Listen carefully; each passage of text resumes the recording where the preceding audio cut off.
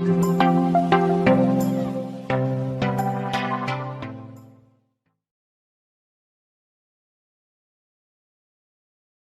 assalamualaikum warahmatullahi wabarakatuh.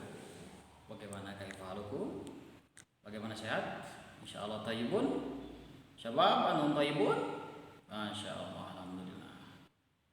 Anak-anakku sekalian, tak terasa ya, kita semua bisa online jauh, gitu kan. Saya rindu sama kalian semuanya, gitu kan. Tapi walaupun jarak jauh, senantiasa kita saling mendoakan, khususnya mendoakan terkait dengan kesehatan kita sama-sama, gitu kan. Baiklah anak-anakku sekalian, sekarang kita akan masuk dalam pembelajaran. Senantiasa kita meminta, walaupun jarak jauh, kita tetap minta kepada Allah Subhanahu Wa Taala. Mudah-mudahan Allah mudahkan. Tidak ada jarak bagi penuntut ilmu. Kita gunakan segala kekuatan kita dengan online, kita online, gitu kan. Dengan apapun itu. Yang penting apa? Yang penting antum semuanya sehat. Yang penting antum semuanya siap untuk menerima pembelajaran ini. Maka dari itu senantiasa kita berdoa kepada Allah Subhanahu Wa Taala. Mari sama-sama kita angkat tangannya. Oke, kita angkat tangannya. Mari sama-sama kita baca doa. Rabbi Bismillahirrahmanirrahim. Ikuti Ustaz. Bismillahirrahmanirrahim. Rabbi zidna ilman warzuqna fahman. Ya Allah, give us knowledge and understanding. Amin ya Allah ya Rabbal Alamin. Oke, duduk dan cermati. Yang penting ini adalah pembelajaran yang sangat sekali penting, khususnya ini khusus terkait tentang ancaman negara. Ustaz di sini akan membahas terkait tentang ancaman negara. Tapi sebelum itu saya kasih waktu 1 menit untuk cuci tangan semuanya. Cuci tangan jangan lupa 20 detik untuk menggunakan sabun yang paling bersih, gitu kan. Silakan, saya tunggu 1 menit. Saya tunggu 1 menit. Silakan. Kaifalukum jami'an? Thayyibun? Kaifalukum syabab? Thayyibun? Alhamdulillah. Mudah-mudahan antum semuanya dimanapun antum berada selalu sinergi, sehat, dan mudah-mudahan kita semuanya senantiasa dilindungi oleh Allah Subhanahu Wa Taala dimanapun kita berada. Baiklah anak-anakku sekalian, sekarang kita akan membahas terkait tentang pelajaran kita, yaitu pendidikan Pancasila dan kewarganegaraan. Adapun yang akan Ustaz bahas di sini adalah terkait tentang ancaman terhadap stabilitas nasional Negara Kesatuan Republik Indonesia. Ini yang sekarang akan kita bahas. Sebenarnya apa sih yang dimaksud dengan ancaman itu? Siapa yang tahu? Siapa yang tahu silahkan. Rp2.000 bagi yang tahu. Nanti ketemu langsung Ustaz bayar. Silahkan. Angkat tangan. Tidak ada yang tahu? Oke, ancaman itu apa sebenarnya? Ancaman ini menurut Undang-Undang Pertahanan Keamanan, ancaman ini adalah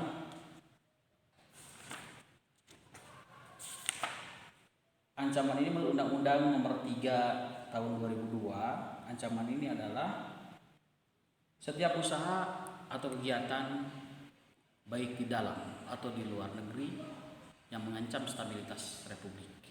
Ini adalah yang dimaksud dengan ancaman. Yang akan dibahas di sini adalah itu terkait tentang ancaman. Ancaman ini akan terbagi dalam 2 bagian. Perhatiin semuanya. Ancaman ini menurut apa? Ini menurut Undang-Undang Pertahanan Keamanan yang sebagaimana barusan Ustaz terangkan. Ancaman ini akan terbagi dalam 2 bagian. Yang pertama ancaman militer. Yang kedua ancaman unmiliter.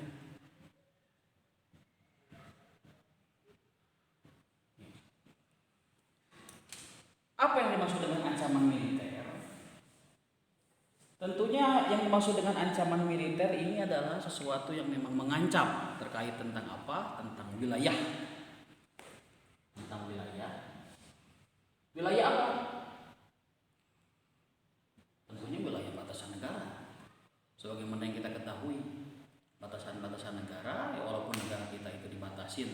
Tentunya anak-anak mengetahui semuanya batasannya apa. Batasan cuma kawat, ada yang kawat, misalkan Indonesia dengan Malaysia itu batasan cuma kawat. Ada juga cuma tembok. Ini. Tetapi banyak kasus di sana seperti di perbatasan di Kalimantan antara Indonesia dan Malaysia, itu setiap tahun itu pasti akan berubah. Misalkan yang tadinya di zona sekian, di zona 10 misalkan, tiba-tiba langsung masuk 10 meter daripada itu. Jadi patok wilayah tersebut tentunya ini dipindahkan oleh negara tetangga tersebut, dan ini adalah termasuk dalam ancaman militer, yaitu ancaman wilayah. Makanya banyak para tentara yang disimpan di sana kan. Banyak saudara-saudara kita misalkan yang ingin masuk ke tentara, masuk dalam biasanya tamtama, tentunya akan disimpan di wilayah-wilayah ini, perbatasan khususnya. Ini yang kedua, ancaman yang dimaksud dengan ancaman militer itu ancaman spionase.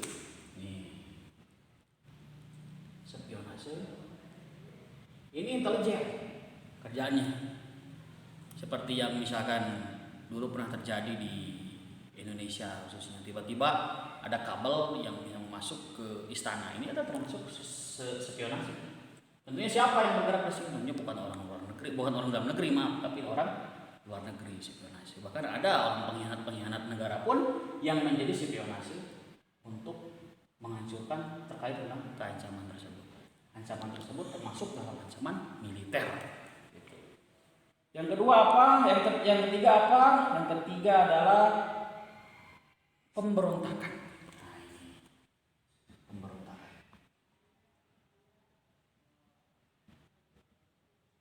Pemberontakan ini biasanya terkait tentang pemisahan. Mereka membuat satu kumpulan, terus semakin banyak recruiting, akhirnya membuat masanya banyak untuk mengadakan pemberontakan terhadap pemerintah yang akhirnya ingin membuat negara sendiri. Seperti beberapa tahun itu kan terkait tentang GAM, Gerakan Aceh Merdeka, salah satunya itu bertahun-tahun. Sampai penyelesaiannya pun tidak di dalam negeri tapi di Denmark. Kan aneh ya, kenapa Denmark ikut campur dengan permasalahan pemberontakan yang ada di Gerakan Aceh Merdeka tersebut. Seharusnya kalau misalkan internal dalam negeri saja, tetapi penyelesaiannya di Denmark, dan ini diselesaikan oleh wakil presiden kita yaitu Yusuf Kala. Gitu. Adapun yang sekarang terjadi, pemberontakan yang sekarang terjadi yang terlihat jelas itu adalah Papua Merdeka. Papua Merdeka banyak, cuman kadang ya nggak tahu di sebelah mana kesalahannya, sehingga apa yang terjadi sekarang yang sudah jelas depan mata, OPM tersebut ingin merdeka daripada Indonesia, tapi belum dikatakan sebagai pemberontakan. Wallahu a'lam. Gitu kan. Nah, mungkin nanti kalian ketika masuk dalam zona militer akan bertemu dengan wilayah spionase dan pemberontakan. Adapun yang kedua ancaman tersebut adalah yang unmiliter. Ini yang pertama, ini yang kedua. Kalau yang pertama ini ada 1, 2, 3, yang kedua unmiliter. Unmiliter ini apa? Tentunya yang bukan dari militer ancamannya. Biasanya ancaman dalam negeri dan luar negeri yang bentuknya tidak berhubungan dengan militer. Seperti apa? Seperti sosialitas kita dengan masyarakat. Sosialitas bangsa dengan kemasyarakatan. Nah, ini terkait dengan militer. Ada berapa? Di sini ada 7 yang akan kita bahas. Yang pertama adalah terkait tentang ideologi.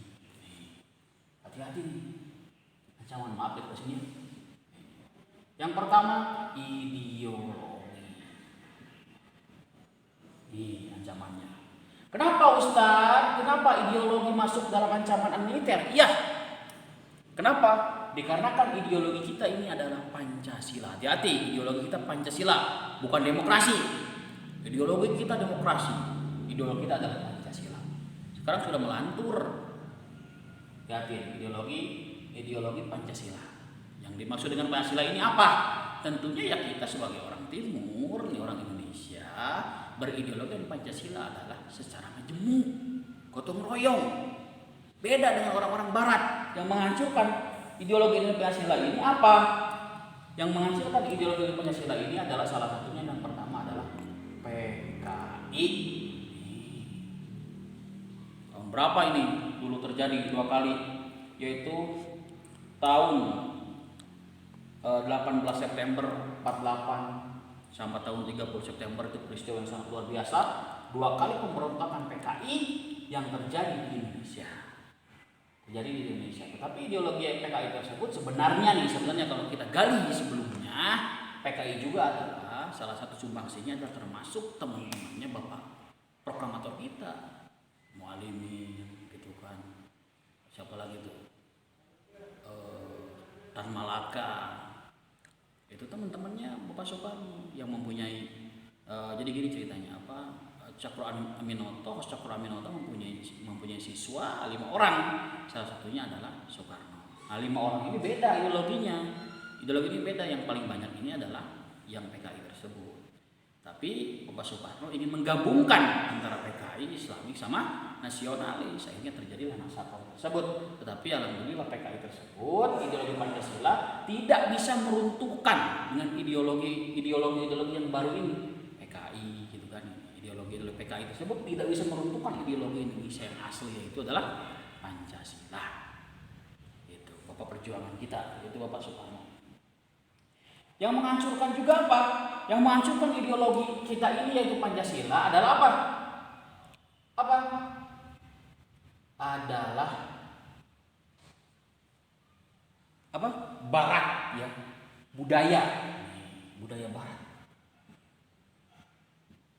Ini coba kita lihat, ideologi kita sudah beda. Bisa kita lihat dari pakaian, gitu kan? Dari pakaian yang ditiru ya cuman pakaiannya saja, gitu. Bukan pemikiran orang-orang Barat tersebut, gitu kan? Bukan keilmuan orang Barat, bukan saintik orang Barat, tapi yang ditiru, yang nyampe duluan itu adalah tiruan pakaian, tiruan gaya-gayaan. Ini justru yang akan merusak kita, apalagi kalau misalkan sudah kenal miras, nauzubillah, sudah kenal miras, sudah kenal pergaulan bebas, ini yang akan masuk. Ini yang menghancurkan ideologi Indonesia, yaitu Pancasila, adalah PKI dengan budaya Barat. Tanya hati-hati, ini baru satu yang menghancurkan ancaman terhadap negara Indonesia. Yang pertama secara militer itu adalah ideologi. Yang kedua apa? Yang kedua adalah politika. Tentunya politik ini bukan lagi semacam zaman dulu, perjuangan capek gitu kan, bawa senjata, ke hutan, bukan itu lagi.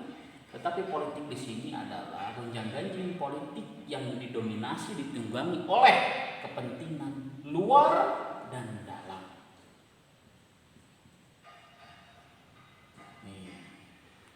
Kalau luar itu jelas, di sana ada penunggang yang ingin Indonesia kacau, misalkan yang ada satu presiden yang didukung oleh negara tertentu, gitu kan. Ini justru negara tertentu tersebut akan menyetir.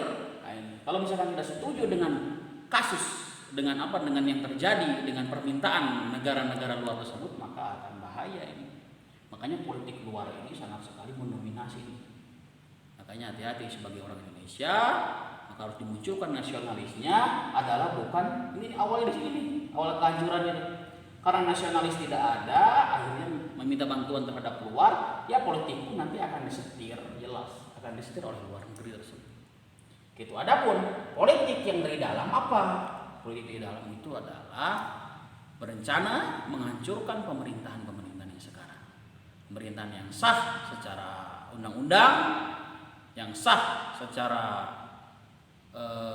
aturan Indonesia, yang sah secara pemilihan umum, tetapi tetap ada beberapa kelompok yang tidak ingin pemerintahan tersebut berjalan dengan baik. Akhirnya terjadilah yang namanya demo, terjadilah yang namanya penumbangan pemerintah, terjadilah yang namanya pemberontakan. Inilah yang mengganggu tersebut. Ada di luar, ada di dalam.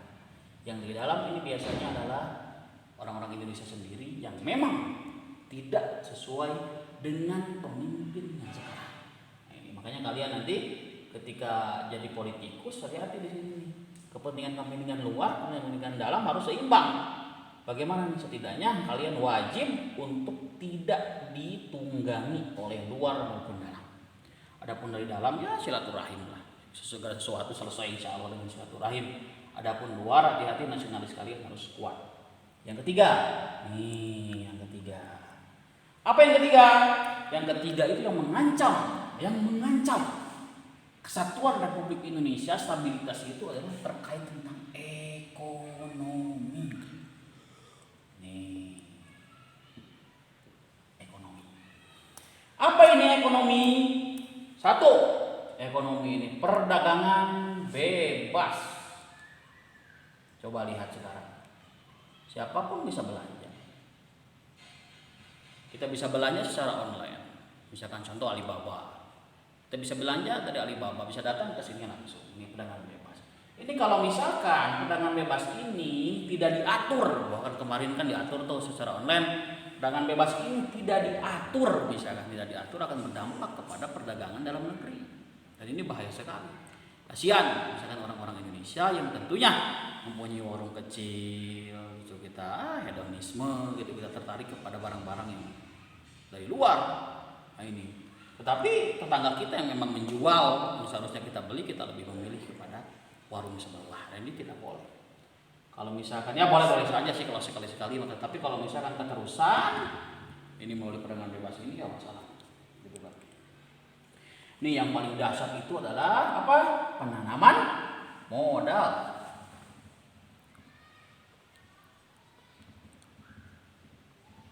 Nih, coba siapa sekarang yang menanam modal di Indonesia? Siapa coba? Saya pernah mengikuti sebuah ya semacam kajian lah dengan orang internal di bank tersebut ya. Ada sebuah, ternyata ini ya kita katakanlah negara Cina gitu. Negara Cina ini dia mempunyai 7 juta coba ya. Mereka mempunyai 7 juta triliun dolar Amerika. Ini dikarenakan apa? Dikarenakan mereka ingin berperang dagang dengan Amerika. Tetapi yang mau ngasih dolar kan Amerika boleh ya, mereka terserah mereka mau ini, mau misalkan mau mencetak uang berapapun kan gitu. Akhirnya Amerika ketika mencetak uang sebanyak mungkin yang kolab, Cina kolab, akhirnya yang 7 juta triliun dolar itu kemanakan? Otomatis disebarkan ke negara-negara yang lain kan gitu, termasuk negara tercinta kita. Coba bayangkan, coba lihat di sini kita selesaikan. Penanaman modal contohnya misalkan yang gampang lah tol.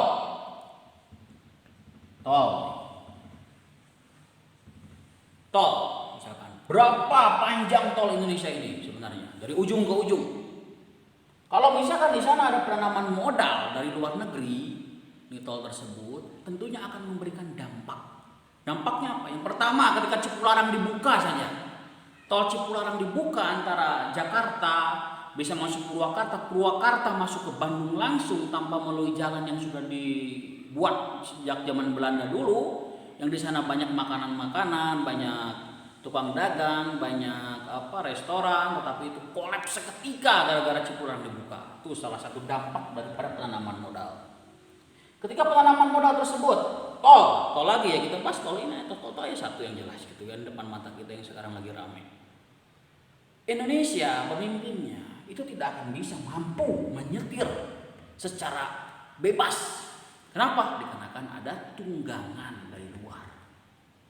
Ayo, dalam beberapa tahun jangan sampai negara kita seperti Sri Lanka dibeli, ya itu sama dengan menjual negara gitu kan kalau seperti itu. Gara-gara apa? Ya gara-gara penanaman modal secara besar-besaran. Hati-hati. Itu kan penanaman modal. Selanjutnya yang keempat ini adalah terkait tentang gimana ya keempat nih? Kesini nih.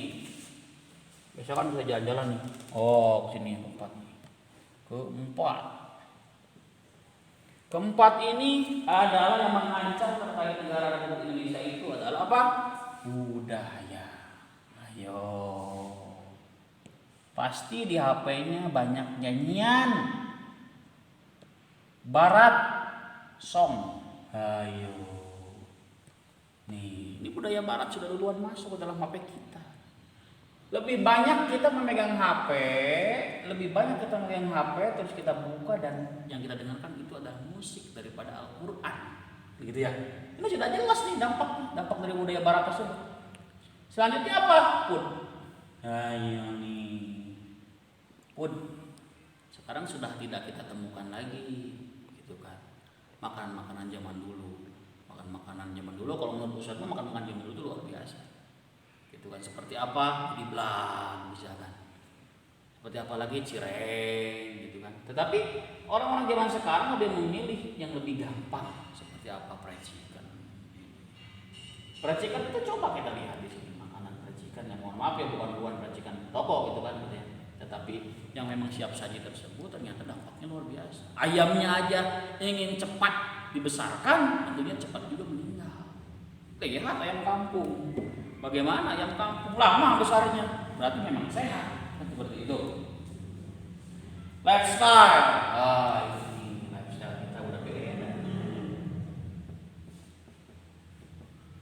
Lifestyle kita ingin ikut-ikutan seperti orang-orang lah pada umumnya gitu kan. Baju ya compang-camping gitu kan. Udah jelas baju sudah ada di rumah dibelikan sama orang tua yang baik gitu kan. Ternyata apa yang terjadi? Yang terjadi bajunya tersebut disobek lututnya supaya kelihatan. Walau alam itu maksudnya apa kan? Gitu. Udah aja kalau memang seperti itu pakai sarung kan jelas tuh. Gitu kan. Ini dibuka lututnya kelihatan kemana-mana gitu kan. Legitimasi Islamnya nggak tahu sebelah mana seperti itu. Terus banyak juga budaya-budaya yang ditempel, misalkan tato. Budaya barat tempel. Orang kalau misalkan tidak tatoan berarti tidak keren. Akhirnya anak-anak muda sekarang pakai tato dianggapnya adalah seni. Ketika dilarang, wah ini hak asasi manusia, katanya seperti itu dengan alasan hak asasi manusia. Inilah, gitu kan. Coba lifestyle, misalkan dianting, ditinik ininya dibolongin, gitu kan. Kayak anak-anak ya teman-teman kita di luar, anak-anak pang, gitu kan masuk ke sini, gitu kan. Ringnya ring 1, ring 2, ring 3, ring 4, kan pelak motor masuk ke sini. Pelek mobil juga kan masuk tuh, bisa jadi masuk ke telinga tuh pelek mobil gitu kan. Ini lifestyle masuk ke sana kan, budaya-budaya bahaya. Maka dari itu generasi Islam tentunya sangat sekali ini memperhatikan terkait budaya. Ini budaya. Islam itu sakofah, Islam itu berbudaya. Gitu. Islam itu tidak monoton. Islam itu tidak ketinggalan zaman. Hati-hati loh. Islam itu tidak ketinggalan zaman, bahkan Islam sendiri itu adalah budaya. Tapi ketika orang Islam ternyata mengambil gaya daripada luar tersebut, ya akhirnya wassalam gitu kan. Ya, kalau kita ingin ngejar kehidupan luar ya kacau seperti itu. Budaya juga sekarang yang sudah banyak itu adalah individual. Nah, ini ngeri ya. Kalau sudah individual sudah ngeri, tidak sosialita. Tidak sosialis, tidak berjamaah. Ketika tidak berjamaah, pada dasarnya kita kan saling membutuhkan, satu dengan yang lain saling membutuhkan. Ketika ini juga ketika kita meninggal kan tetap aja saling membutuhkan teman-teman kita, membutuhkan kerabat-kerabat kita gitu kan untuk menguburkan kita. Terus di mana gitu kita kok hidup enak-enakan individual? Itu tidak dicontohkan, apalagi sebagai umat Islam tidak dicontohkan hidup individual, tidak dicontohkan. Selanjutnya apa? Selanjutnya yang kita lihat sekarang itu adalah lunturnya. Lunturnya apa? Gotong royong. Luntur gotong royong. Sudah luntur.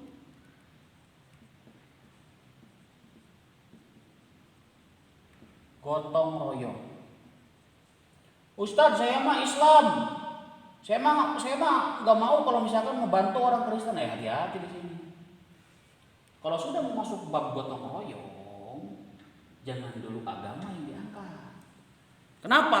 Karena bab gotong royong itu adalah bab istimaiyah, bab kemasyarakatan. Jadinya kita dalam tatanan gitu kan, kita semua muslim dalam tatanan untuk hal ibadah, untuk dalam hal keyakinan tidak ada yang namanya toleransi.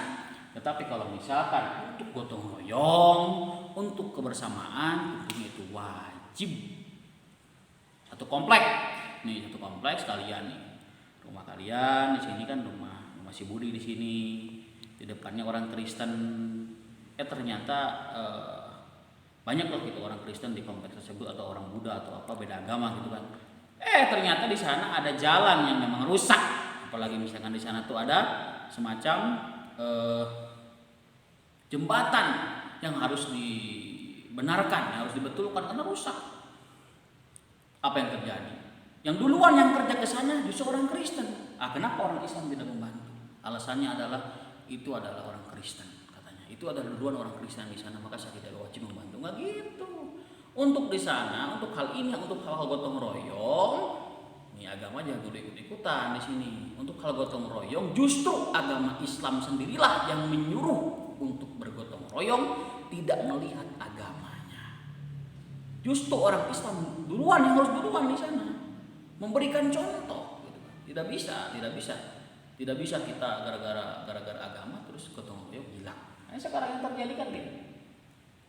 Gotong royong hilang gara-gara budaya, gitu.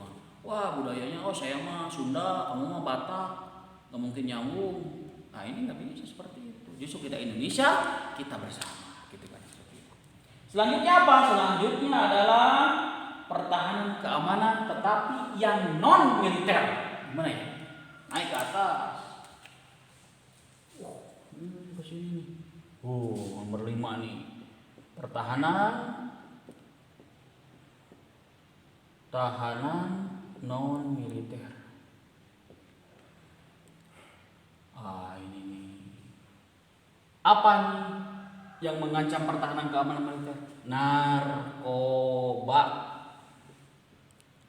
Nih, anak muda nih, hati-hati. Narkoba, hati-hati. Karena narkoba sekali sudah deh finish hidup kita. Penyelundupan narkoba. Banyak kan sekarang penyelundupan narkoba? Kemarin berapa ton itu dikirim dari tetangga kita, sampai ketahuan sama bapak siapa itu, bapak Bareskrim, kalau nggak salah itu Budi Waseso, gitu kan, narkoba. Dengan cara apapun, ada yang disimpan melalui di dalam bawang putih, ada dimasukin ke bawang merah, ada yang dimasukin ke semangka, coba bayangkan itu, ada yang dimasukin ke kabel listrik. Coba gimana itu ceritanya seperti itu, narkoba bisa masuk ke Indonesia. Ini non militer, bahaya ini, non militer. Terus imigran gelap. Imigran gelap nih, mungkin yang di Bogor anak-anak kecil kan sudah tahu ya, imigran gelap. Imigran gelap. Banyak kan di sini imigran yang dari luar gitu kan, dari Turki, Kazakhstan, Afghanistan gitu. Ini banyak di Cisarua imigran. Alam ini imigran, apakah imigran legal atau tidak legal? Gitu, imigran gelap yang kesini tentunya akan membuat sebuah komunitas. Selanjutnya mereka membuat pergerakan di dalam tempat tersebut dan tentunya akan merugikan di perkampungan tersebut, di tempat tersebut. Ini gara-gara imigran gelap tersebut. Makanya hati-hati di sini, non militer. Terus yang keenam adalah teknologi.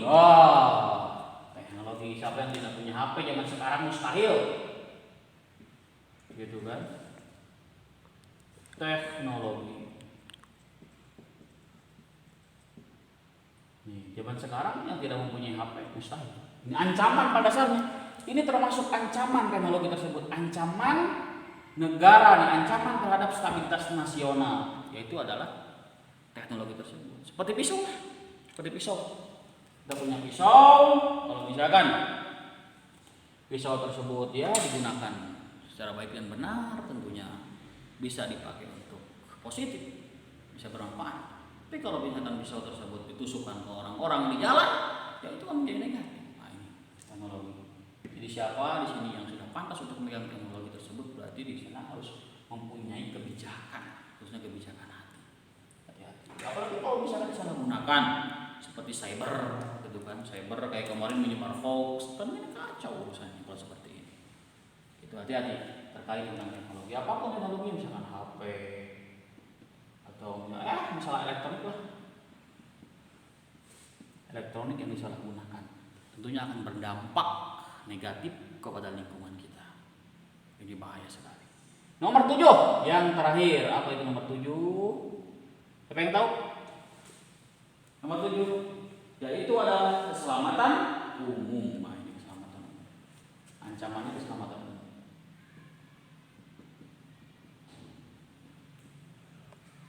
Keselamatan umum. Nah, ini. seperti bencana alam, meledak yang namanya gunung, tsunami, longsor, terkait dengan keselamatan umum. Gitu kan. Ini tujuh ini, salah satu tujuh ini adalah semua ini adalah yang mengancam terhadap stabilitas nasional.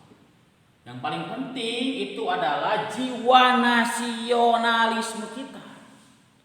Kalau kita tidak ada jiwa nasionalisme kita, berarti ini tidak akan. Jangan membahas dulu ini. Jiwa nasionalisme inilah yang harus kita tumbuhkan. Kalau jiwa nasionalisme kita tumbuh, insya Allah ini tidak akan ada yang namanya ancaman-ancaman terhadap ini. Kenapa? Sekarang banyak orang ngomong nasionalisme, tapi tidak tahu apa itu nasionalisme. Yang mereka tahu nasionalisme itu adalah kepentingan mereka sendiri. Ini sangat ngeri. Kalian calon pemimpin, ini menjadi PR besar kalian. Ancaman terhadap stabilitas nasional. Yang pertama apa? Ideologi yang pertama. Yang kedua apa? Politik. Yang ketiga apa? Ekonomi. Yang keempat apa? Budaya. Yang kelima, pertahanan non militer. Nih, yang terancam. Teknologi, nih, yang mengancam. Yang terakhir adalah keselamatan umum. Nah, ini. Sekarang yang terjadi di Indonesia bahkan di dunia tentang penyebaran COVID-19 ini termasuk ancaman kemana? Kalau misalkan antum setuju ini adalah ancaman, silahkan dipilih ancaman sebelah mana, masuknya kemana, apa alasannya. Apabila antum tidak setuju COVID ini adalah bukan ancaman, berarti alasannya apa? Itu saya mengasihkan tugas kepada antum semuanya. COVID ini termasuk ancaman atau bukan? Ancamannya, kalau misalnya masuk, ancamannya masuk kemana? Alasannya apa? Kalau misalkan tidak masuk, alasannya apa? Itu dikumpulkan di wali kelas masing-masing. Nanti Ustaz periksa. Bagaimana? Anak-anakku sekalian, para pemimpin masa depan dimanapun kalian berada, insya Allah Ustaz akan mengisi kajian secara live di Instagram. Tentunya Instagram yang akan digunakan itu adalah Instagram Base. Maka dari itu silahkan untuk follow Instagram Base dimanapun antum berada, ikuti kajian-kajian yang tentunya insya Allah sangat sekali bermanfaat. Jangan sampai luntur gara-gara kita tidak bersama. Dan jangan sampai luntur. Segala bentuk dari muasafat itu dijalankan di rumah masing-masing. Tentunya ini sangat sekali bermanfaat. Nauzubillah, sekali lagi nauzubillah, tidak ada yang tahu umur kita. Mudah-mudahan dengan berjalannya muasafat yang dipindahkan dari boarding di rumah antum semuanya, tentunya ini akan menjadi tolak ukur sejauh mana ketaatan kita kepada Allah Subhanahu wa taala. Dan jangan coba-coba untuk misalkan pindah rel ini apa maksudnya? Pindah rel ini maksudnya adalah melakukan sesuatu yang memang tidak semestinya dilakukan, bahkan diharamkan oleh agama, oleh norma, baik norma agama ataupun norma negara. Jadi jangan sampai nauzubillah antum ikut-ikutan apa yang semestinya tidak wajib diikuti, bahkan menjadi beban buat orang tua. Sayangi orang tua antum semuanya. Orang tua antum adalah orang tua Ustaz juga. Sayangi itu, anggap Ustaz ada di sana, anggap Ustaz ada di rumah antum semuanya. Senantiasa muasafat pun berjalan dengan semestinya. Tidak ada lagi anak-anakku, tidak ada lagi yang penopang buat antum semuanya di tempat antum, kecuali memang melaksanakan muasafat yang sudah diajarkan di SMA ini. Ya, salam sayang dari Ustaz. Jangan lupa nanti kita live streaming setiap malam Jumat, hari Kamis malam. Baiklah anak-anakku sekalian, salam dari Ustaz buat semuanya, buat keluarga semuanya. Salam sayang dari Ustaz untuk semuanya. sekian pembelajaran Ustaz, mudah-mudahan bermanfaat buat antum semuanya. Oke, kita see you next time. Assalamualaikum warahmatullahi wabarakatuh.